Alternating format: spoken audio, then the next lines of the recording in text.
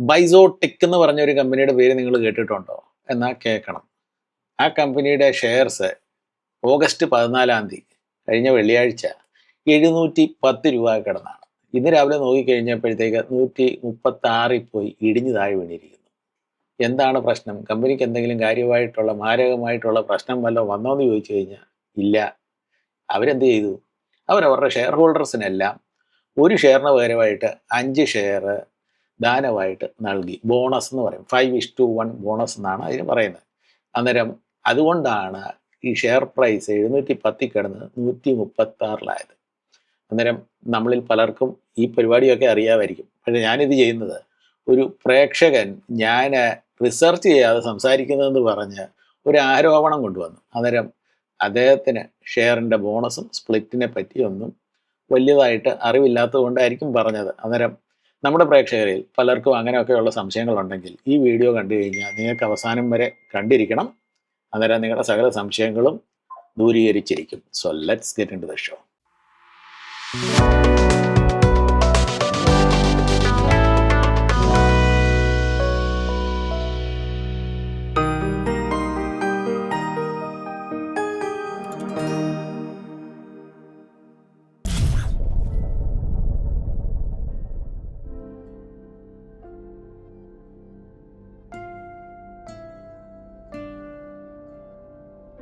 അപ്പോൾ ഈ പ്രേക്ഷകന്റെ കമന്റ് എന്താണെന്നും കൂടെ നമ്മളൊന്ന് വായിച്ചു കഴിഞ്ഞു കഴിഞ്ഞാൽ അദ്ദേഹത്തിന്റെ കൺസേൺ എന്താണെന്ന് നമുക്ക് മനസ്സിലാവും. അദ്ദേഹം പറയുന്നത് many of your observations are not well researched എന്ന് വെച്ച് കഴിഞ്ഞാൽ ഒത്തിരി അനേകം എൻ്റെ ഒബ്സർവേഷൻസ് അത് വെൽ റിസർച്ച്ഡ് അല്ല എന്നാണ് അദ്ദേഹം എന്നോട് ആരോപിക്കുന്നത്, എന്നെക്കുറിച്ച് ആരോപിക്കുന്നത്.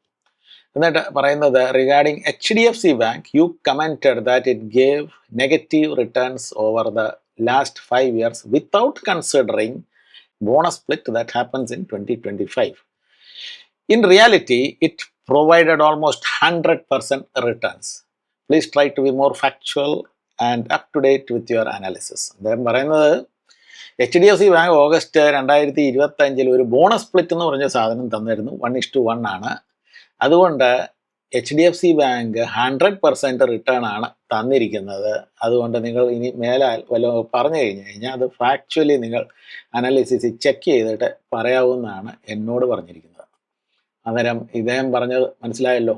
ഇനി നമുക്കൊന്ന് നോക്കാം എന്താണ് ബോണസ്, എന്താണ് സ്പ്ലിറ്റ്, ഇത് സ്റ്റോക്ക് പ്രൈസിനെ എങ്ങനെ ബാധിക്കുന്നെന്നൊക്കെയുള്ള കാര്യങ്ങൾ നമുക്കൊന്ന് മനസ്സിലാക്കാം. ഞാൻ പലപ്പോഴും സമയം കിട്ടുമ്പോഴൊക്കെ ഈ കമൻ്റൊക്കെ ഒന്ന് വായിക്കാറുണ്ട്. എപ്പോഴും വായിച്ചെന്ന് വരത്തില്ല. അപ്പോൾ ഈ പ്രേക്ഷകൻ്റെ കമൻറ്റിന് ഇങ്ങനെ ഒരു വീഡിയോ ചെയ്യണമെന്നുള്ള ആഗ്രഹം വന്ന കാരണം എന്താണെന്നറിയാമോ?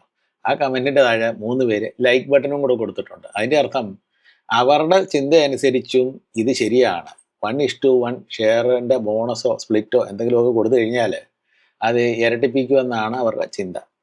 എന്നാൽ നമുക്ക് ഈ പറഞ്ഞ കമ്പനി ഉണ്ടല്ലോ, ബൈസോട്ടിക് എന്ന് പറഞ്ഞ കമ്പനി 710 രൂപയായിരുന്നു ഓഗസ്റ്റ് 14. ഇന്ന് നോക്കിക്കഴിഞ്ഞപ്പോഴത്തേക്ക് 136, 137 അങ്ങനെ ആ ലെവലിലാണ്. അന്നേരം അതെന്തുകൊണ്ട് നടന്നെന്ന് പറഞ്ഞു കഴിഞ്ഞാൽ നമുക്കറിയണം, ആ പഴയ ആ പ്രേക്ഷകൻ്റെ ലോജിക്ക് വെച്ച് പോയി കഴിഞ്ഞായിരുന്നെങ്കിൽ ഈ ബൈസോട്ടിക്കിന് 710 കിടന്നത് 3500 വരെ പോകണ്ടേ? ബിക്കോസ് അത് 5 മടങ്ങാണല്ലോ. അന്നേരം അത്രമാത്രമല്ല, ഈ എക്സ് ഡേറ്റിന് മുമ്പേ അല്ലെ റെക്കോർഡ് ഡേറ്റിന് മുമ്പേ ഈ ഷെയറിന് വാങ്ങുവാനായിട്ടുള്ള ആക്രാന്തം കൂടുതൽ വരും. കാരണം എന്താണ്? ഇത് ഒറ്റ ദിവസം കൊണ്ട് നമുക്കത് ഇരട്ടിപ്പിച്ചും 3 ഇരട്ടിപ്പിച്ചും 5 ഇരട്ടിപ്പിച്ചും കിട്ടണമല്ലോ. അത് എന്തുകൊണ്ട് നടക്കുന്നില്ല?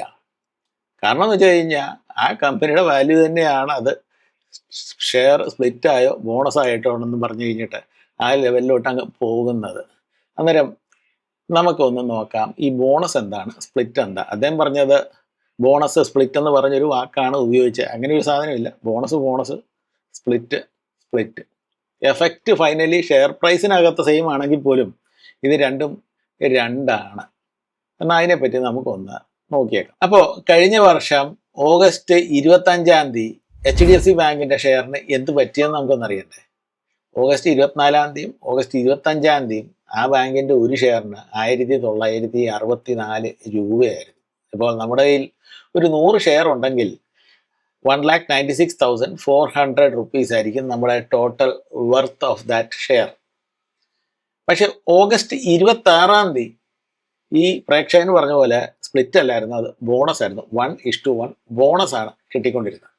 അന്നേരം ബോണസ് കിട്ടുമ്പോഴത്തേക്ക് എന്ത് നടക്കുന്നു? അദ്ദേഹത്തിൻ്റെ ആ ഷെയറിൻ്റെ വാല്യൂ 1964, അതൊരു ഏകദേശം 4000 വരെ ഒന്നും വരുന്നില്ല. ആ ഒറ്റ ഷെയറിന് ബോണസ് കിട്ടി. ഒരു ഷെയറിന് ഡബിൾ ആയെന്നുള്ള കാര്യം ശരിയാണ്, ഷെയറിൻ്റെ എണ്ണം. പക്ഷേ അതിൻ്റെ വാല്യൂ അങ്ങ് പപ്പാതിയായി. അന്നേരം വാല്യൂ എത്രയായി? 970 to 979 ആയിരുന്നു ആ ദിവസത്തെ ആ ചാഞ്ചാട്ടം കാരണം നടന്നത്. അന്നേരം അത് പകുതിയായി മാറി.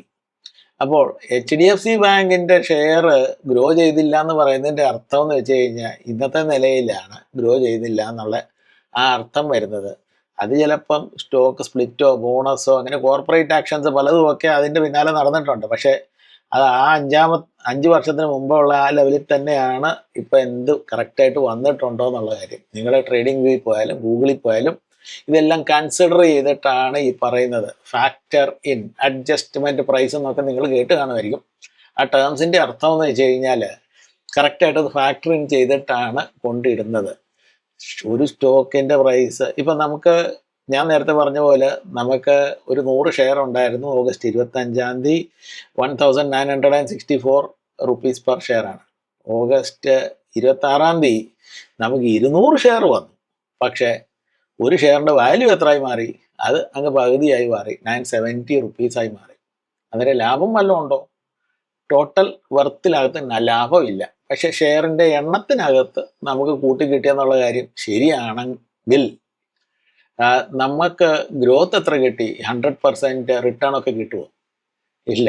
അതിനകത്ത് ആ ഒരു ആക്ഷൻ, കോർപ്പറേറ്റ് ആക്ഷനകത്ത് 0 റിട്ടേൺ ആണ്. ഒരു റിട്ടേൺ സ്പെഷ്യലി ഒന്നും വരുന്നില്ല. പിന്നെ മാർക്കറ്റിൻ്റെ ആ മുകളിലോട്ടും താഴോട്ടും പോകുന്ന ആ രീതിയിലൊക്കെ ഉള്ള മൈനറായിട്ട് ആ ദിവസം ഏതാണ്ട് 1.3% മുകളിലോട്ടും താഴോട്ടും ഒക്കെ പോയി അതിൻ്റെ ആ റിട്ടേൺ കിട്ടും. പക്ഷെ അല്ലാതെ പ്രത്യേകിച്ച് അതിനകത്ത് നമുക്ക് പ്രൈസിനകത്ത് ഹാഫായി, പക്ഷെ ആ ടോട്ടൽ നമ്മുടെ നെറ്റ് വർത്തിനകത്ത് നമുക്ക് റിട്ടേൺ സ്പെഷ്യലി ഒന്നും കിട്ടുന്നില്ല എന്നുള്ള കാര്യം ഓർത്തുകൊള്ളാം. ഞാൻ നേരത്തെ പറഞ്ഞായിരുന്നല്ലോ, 2 തരം കോർപ്പറേറ്റ് ആക്ഷൻസ് നടക്കും നമ്മുടെ ഷെയറിൻ്റെ എണ്ണങ്ങൾ വർദ്ധിപ്പിക്കാനായിട്ട്. ഒരെണ്ണത്തിൻ്റെ പേരാണ് സ്പ്ലിറ്റ്, വേറെ ഒരെണ്ണത്തിൻ്റെ പേരാണ് ബോണസ്. ഈ ബോണസ് പൊതുവെ കൊടുക്കുന്നത് ഷെയറിൻ്റെ ഫേസ് വാല്യൂ 1 ആയിരിക്കുമ്പോഴാണ് കൊടുക്കുന്നത്. അല്ലാതെ കൊടുക്കാം, പക്ഷെ പൊതുവെ ഞാൻ കണ്ടെടുത്തോളം ഫേസ് വാല്യൂ 1 ആണെങ്കിൽ അത് ബോണസ് ആയിട്ട് പോകും. പക്ഷേ 1-ൽ കൂടുതലാണെങ്കിൽ അത് സ്പ്ലിറ്റ് ആകാനായിട്ടാണ് ചാൻസ്. എൻ്റെ ഒരു കാഴ്ചപ്പാടാണ്. പക്ഷെ അത് അങ്ങനെ നടക്കണമെന്നൊന്നും ഇല്ല. അന്നേരം ആദ്യമായിട്ട് നമുക്ക് നോക്കാം ഈ സ്പ്ലിറ്റ് എന്ന് പറഞ്ഞ സാധനം എന്താണെന്ന് പറഞ്ഞു കഴിഞ്ഞാൽ. ഇപ്പോൾ നമ്മുടെ കയ്യിൽ ഒരു കമ്പനിയുടെ ഒരു 1000 രൂപയുടെ ഒരു 100 ഷെയർ ഉണ്ടെന്ന് വിചാരിച്ചു. അന്നേരം ടോട്ടലി നമ്മുടെ കയ്യിൽ ഇപ്പോൾ ഇരിക്കുന്നത് 1 ലക്ഷം രൂപ വർത്തായിട്ടുള്ള ഷെയറാണ്. ഇപ്പോൾ ഈ ഷെയർ സ്പ്ലിറ്റ് ആയിക്കഴിഞ്ഞ് കഴിഞ്ഞാൽ എന്ത് പറ്റും? ഇപ്പം 2:1 സ്പ്ലിറ്റിൻ്റെ അർത്ഥം ആ 2 എന്ന് പറഞ്ഞു കഴിഞ്ഞാൽ സ്പ്ലിറ്റ് കഴിഞ്ഞിട്ട് നമുക്ക് ഇപ്പോൾ ഉള്ളതിനെക്കാട്ടിലും ഇരട്ടിയായിട്ട് കിട്ടുമെന്നാണ് പറയുന്നത്. 2:1 എന്ന് വെച്ച് കഴിഞ്ഞാൽ നേരത്തെ 1 ആയിരുന്നു, അതിപ്പം 2 ആയി. അങ്ങനെയാണ് ഈ സ്പ്ലിറ്റിൻ്റെ ബോണസിൻ്റെ ഒക്കെ റേഷ്യോ പോകുന്നത്. അത് പലപ്പോഴും നമ്മൾ 1:2 എന്ന് പറയും. പക്ഷെ അങ്ങനെ പറഞ്ഞാൽ തെറ്റൊന്നുമില്ല, നിങ്ങളെ ഐഡിയ വെച്ച് മനസ്സിലാക്കിയാൽ മതി. പക്ഷേ ടെർമിനോളജി ഇങ്ങനെയാണ്, 2:1. ഈ 2 എന്ന് പറഞ്ഞു കഴിഞ്ഞാൽ ഇപ്പോൾ നമ്മുടെ കയ്യിൽ എത്ര ഉണ്ട്, നേരത്തെ എത്ര ഉണ്ടായിരുന്നു എന്നുള്ള കാര്യമാണ് ഈസ്റ്റു കഴിഞ്ഞിട്ടുള്ള ആ ഒരു കാര്യം. അന്നേരം നമ്മുടെ കയ്യിൽ ഒരു 100 ഷെയർ ഉണ്ട്, 1000 രൂപ വർത്ത് ആയിട്ടുള്ള ഷെയർ ഉണ്ട്. അന്നേരം അതൊരു കോർപ്പറേറ്റ് ആക്ഷൻ മുഖാന്തരം 2:1 സ്പ്ലിറ്റായി മാറുന്നു. അന്നേരം ഇതിനകത്ത് നമുക്ക് ആക്ഷൻ കഴിഞ്ഞിട്ട് എന്ത് ലഭിക്കും? നേരത്തെ 100 ഷെയർ ഉള്ളത് ഇപ്പോൾ 200 ഷെയറായി മാറി. നേരത്തെ 1000 രൂപ പെർ ഷെയർ ആയിരുന്നെങ്കിൽ ഇപ്പോൾ അത് 500 രൂപ പെർ ഷെയർ ആയിട്ട് മാറി. അന്നേരം നമ്മുടെ ടോട്ടൽ വാല്യൂ എത്രയാണെന്ന് പറഞ്ഞു കഴിഞ്ഞാൽ നേരത്തെ 1 ലക്ഷമായിരുന്നു, ഇപ്പോഴും 1 ലക്ഷമാണ്. പിന്നെ വ്യത്യാസം എന്താണ്? ഫേസ് വാല്യൂ എന്ന് പറഞ്ഞൊരു സാധനമുണ്ട്. ആ ഫേസ് വാല്യൂ പകുതിയായി. നേരത്തെ ഇപ്പം നമ്മുടെ ഫേസ് വാല്യൂ ഒരു 10 രൂപ ആയിരുന്നെങ്കിൽ ഇപ്പോൾ ഫേസ് വാല്യൂ 5 രൂപയായി മാറി. അത്രേ ഉള്ളൂ കാര്യം. അല്ലാതെ വേറെ പ്രത്യേകിച്ച് നമ്മുടെ കയ്യിൽ ഇരിക്കുന്ന ആ ടോട്ടൽ വർത്തിന് ഒരു വ്യത്യാസവും ഇല്ല. അന്നേരം എന്തിനാണോ ഈ കമ്പനികൾ ഇങ്ങനെ ചെയ്യുന്നതെന്ന് ചോദിച്ചു കഴിഞ്ഞാൽ ഇതൊരു ഗിമ്മിക്കാണോ? എന്താണ് കേസ്? അത് ഗിമ്മിക്കൊന്നുമല്ല. നിങ്ങൾക്ക് വേണമെങ്കിൽ ഗിമ്മിക്കെന്ന് പറയാം, ആൾക്കാരെ സന്തോഷിപ്പിക്കാൻ ചുമ്മാ ചെയ്യുന്നതെന്നാണ് പറയാം.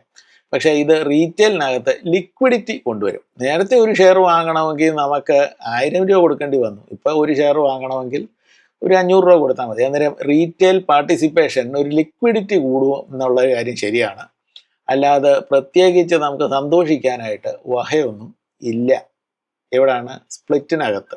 ഇപ്പോൾ നമുക്കറിയാമല്ലോ സ്പ്ലിറ്റ് എന്താണെന്നുള്ള കാര്യം. ഇപ്പോൾ സ്പ്ലിറ്റ് കഴിഞ്ഞിട്ട് അടുത്ത പരിപാടിയാണ് ബോണസ്. ഈ ബോണസും സ്പ്ലിറ്റും തമ്മിൽ ഒരു ഷെയർ ഹോൾഡറിന് എന്താണ് വ്യത്യാസം എന്ന് ചോദിച്ചു കഴിഞ്ഞാൽ കാര്യമായിട്ട് വ്യത്യാസമൊന്നുമില്ല. ഇവിടെയും നിങ്ങളുടെ ഷെയറിൻ്റെ ആ വാല്യൂ അത് ആ ആനുപാതികമായിട്ട് അങ്ങ് ഇടിയുമെന്നേ ഉള്ളൂ. ഇപ്പോൾ 1:1 എന്ന് പറഞ്ഞു കഴിഞ്ഞാൽ ഒരു ഷെയറിന് വേണ്ടി നിങ്ങൾക്ക് ഒരു എക്സ്ട്രാ ഫ്രീ ഷെയർ അങ്ങ് തരുമെന്ന് കമ്പനി അങ്ങ് തരികയാണ്. കമ്പനിയുടെ ചെലവിലാണ് ഈ ഫ്രീ ഷെയർ തരുന്നത്. കമ്പനിയുടെ ഓൾറെഡി ഉള്ള റിസർവിനകത്തുനിന്ന് എടുത്തിട്ട് നിങ്ങൾക്ക് വേണ്ടി ഒരു ഷെയർ ഉണ്ടാക്കി വാങ്ങിച്ചാൽ തരികയാണ്. മറ്റേതിനകത്ത് എന്താണ്? ഓൾറെഡി എക്സിസ്റ്റിങ്ങിന് വെട്ടിമാറ്റി 2 ഭാഗമാകുകയോ അതോ 3 ഭാഗമോ വട്ടവർ ഇട്ട് സഹാനുപാതികമായിട്ട് നമ്മളോട് അങ്ങ് തരികയാണ്.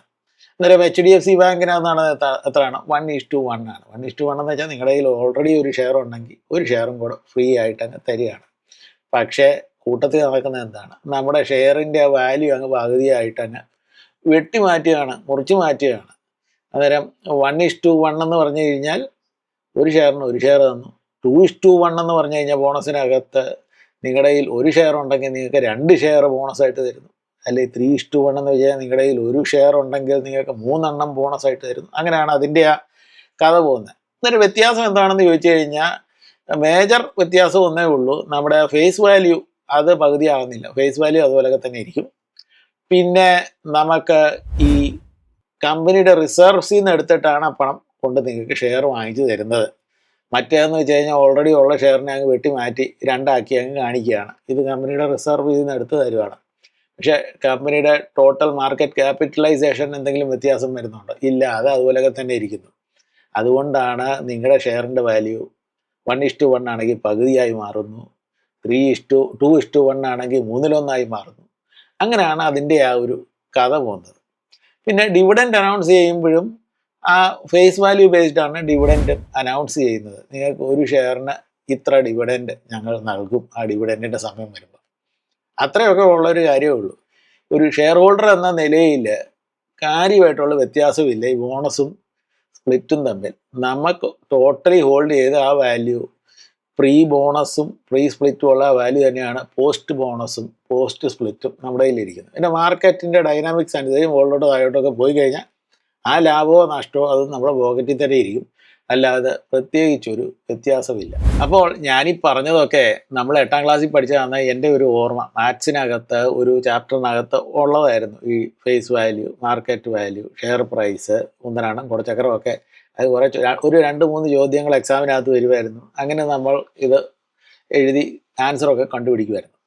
അന്നേരം ഞാൻ എന്തെങ്കിലും പുതിയതായിട്ട് നിങ്ങളെ പറഞ്ഞ് മനസ്സിലാക്കിപ്പിച്ചോ എന്ന് ചോദിച്ചു കഴിഞ്ഞാൽ എനിക്ക് തോന്നുന്നില്ല. നമുക്ക് എല്ലാവർക്കും അറിയാവുന്ന കാര്യങ്ങളാണ്. പക്ഷേ നമ്മുടെ ബാബു കർത്ത എന്ന് പറയുന്ന അണ്ണനും അവരുടെ കൂട്ടത്തിലൊക്കെ ഇരിക്കുന്ന ആൾക്കാരുടെ തെറ്റിദ്ധാരണകളൊക്കെ മാറ്റാനായിട്ട് ഈ വീഡിയോ സഹായിച്ചെന്ന് എനിക്കൊരു വിചാരമുണ്ട്. പിന്നെ ഇങ്ങനെയൊക്കെയുള്ള ഒരു സ്റ്റേറ്റ്മെൻറ്റ്സൊക്കെ നിങ്ങൾ കമൻറ്റിനകത്ത് എഴുതുമ്പം ഒന്ന് ഓർക്കണം, ഈ ആൾ ആണെങ്കിൽ ഒരു യൂട്യൂബ് ചാനലൊക്കെ നടത്തുകയാണ്. അന്നേരം ആ നിലവാരം പോലും ഇല്ലായിരിക്കുമോ, അന്നേരം നമുക്ക് എന്തെങ്കിലും തെറ്റ് പറ്റുമോ എന്നൊക്കെ ഒന്ന് അറിയണമെങ്കിൽ ഗൂഗിളിനകത്ത് ചെന്നൊന്ന് അടിച്ചാൽ മതി. അന്നേരം ഇങ്ങനെ എനിക്ക് വീഡിയോ ഉണ്ടാക്കേണ്ട കാര്യമൊന്നും വരത്തില്ലായിരുന്നു. എനിവേ, ഇത് നിങ്ങൾക്ക് ഉപയോഗപ്രദമായി വന്നെന്ന് എനിക്കൊരു വിചാരമുണ്ട്. എന്തെങ്കിലും ചോദ്യങ്ങളുണ്ടെങ്കിൽ തീർച്ചയായിട്ടും നിങ്ങൾ കമൻറ്റ് കോളത്തിനകത്ത് ഒന്ന് എഴുതി തരാം. വീഡിയോ ഇവിടെ അവസാനിക്കുന്നു. വീഡിയോ ഇഷ്ടപ്പെട്ടിട്ടുണ്ടെങ്കിൽ ലൈക്ക് ചെയ്യുക, ഷെയർ ചെയ്യുക, സബ്സ്ക്രൈബ് ചെയ്യുക. സബ്സ്ക്രൈബ് ചെയ്യുമ്പം ആ ബെൽ ഐക്കൺ അടിക്കാൻ മറക്കല്ലേ. So till we meet again, piece.